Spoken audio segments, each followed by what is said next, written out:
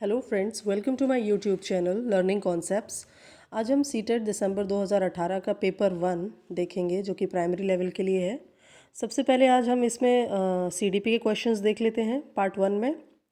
पहला क्वेश्चन है, which one of the following statements is true about the role of heredity in environment.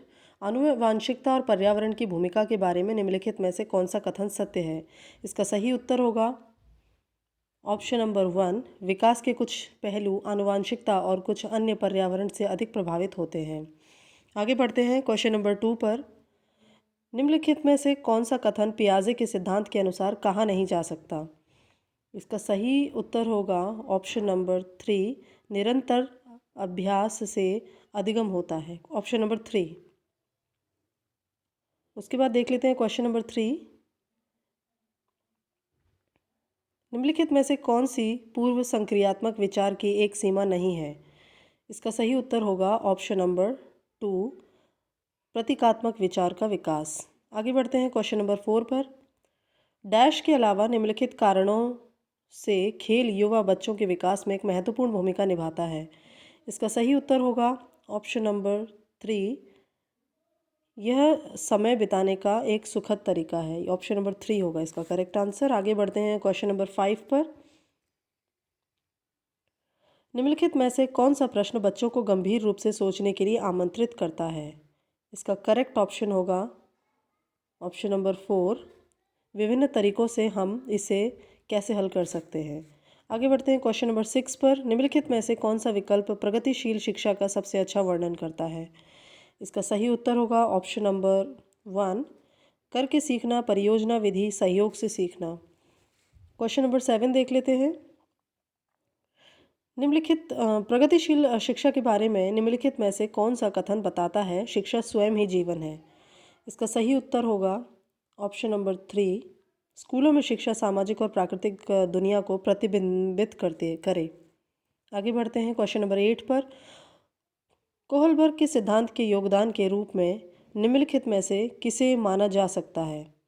इसका सही उत्तर होगा option number 1, उनके सिद्धांत ने संज्ञानात्मक परिपक्वता और नैतिक परिपक्वता के बीच एक सहयोग का समर्थन किया है। आगे बढ़ते हैं क्वेश्चन नंबर 9 पर। निकटवर्ती विकास का क्षेत्र संदर्भित करता है। इसका सही उत्तर होगा ऑप्शन नंबर 3, एक संदर्भ को जिसमें बच्चे सहयोग के सही स्तर के साथ कोई कार्य लगभग स्वयं कर सकते हैं। क्वेश्चन नंबर 10 देख लेते हैं। एक उभयलिंगी व्यक्तित्व। इसका सही उत्तर होगा ऑप्शन नंबर 2 में आमतौर पर माने गए मर्दाना और स्त्री गुणों का समायोजन होता है। अगला क्वेश्चन देख लेते हैं क्वेश्चन नंबर 11। बच्चे डैश को छोड़कर अन्य सभी के द्वारा लिंग भूमिकाएं ग्रहण करते हैं। इसका सही उत्तर होगा ऑप्शन नंबर 4, ट्यूशन को छोड़कर।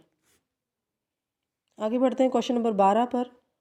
मानकीकृत परीक्षणों की आलोचना में से एक यह है कि सही उत्तर होगा ऑप्शन नंबर 1, वे मुख्य रूप से मुख्य धारा की संस्कृति का प्रतिनिधित्व करते हैं और इसलिए पक्षपाती हैं। Question number 13। एकाधिक बुद्धिमानी का सिद्धांत कहता है कि इसका सही उत्तर होगा ऑप्शन नंबर 2, बुद्धि कई प्रकार की हो सकती है। क्वेश्चन नंबर 14 क्या कहता है देख लेते हैं। शिक्षक सीखने के लिए मूल्यांकन और सीखने के मूल्यांकन दोनों का उपयोग कर सकते हैं। इसका सही उत्तर होगा ऑप्शन नंबर 1, बच्चों की प्रगति और उपलब्धि स्तर को जानने में। क्वेश्चन नंबर 15 देख लेते हैं। निम्नलिखित में से कौन सा सतत और व्यापक मूल्यांकन से संबंधित नहीं है। इसका सही उत्तर होगा क्वेश्चन नंबर 4, ऑप्शन नंबर 4, यह बच्चों को धीमे, खराब या बुद्धिमान रूप में चिन्हित करने में उपयोगी होता है। क्वेश्चन नंबर 16 देख लेते हैं। बच्चों में प्रतिभाशालिता डैश के कारण हो सकती है।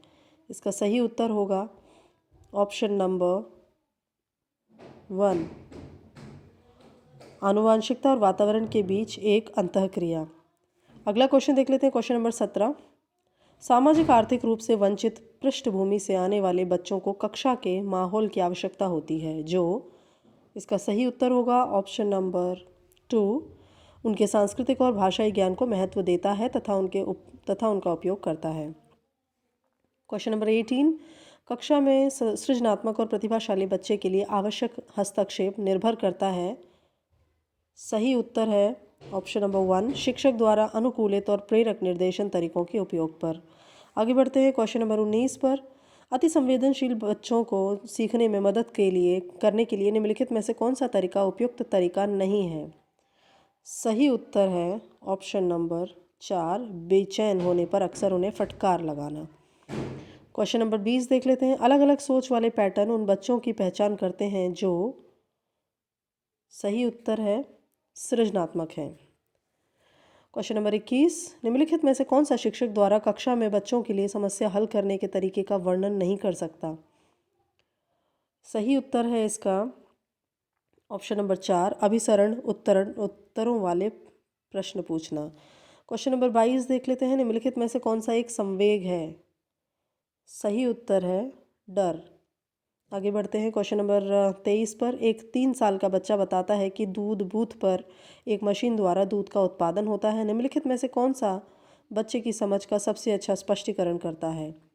इसका सही उत्तर होगा ऑप्शन नंबर 2, बच्चे का जवाब दूध बूथ से दूध खरीदने के अपने अनुभव पर आधारित है। क्वेश्चन नंबर 24, निम्नलिखित में से कौन सा शिक्षक की भूमिका का सबसे अच्छा वर्णन करता है। सही उत्तर होगा इसका ऑप्शन नंबर 4, आराम के लिए जगह बनाना, जहां बच्चे संवाद और पूछताछ के माध्यम से सीखते हैं। क्वेश्चन नंबर 25 देख लेते हैं। निम्नलिखित में से कौन सी कक्षा समृद्ध शिक्षा को प्रोत्साहित करती है।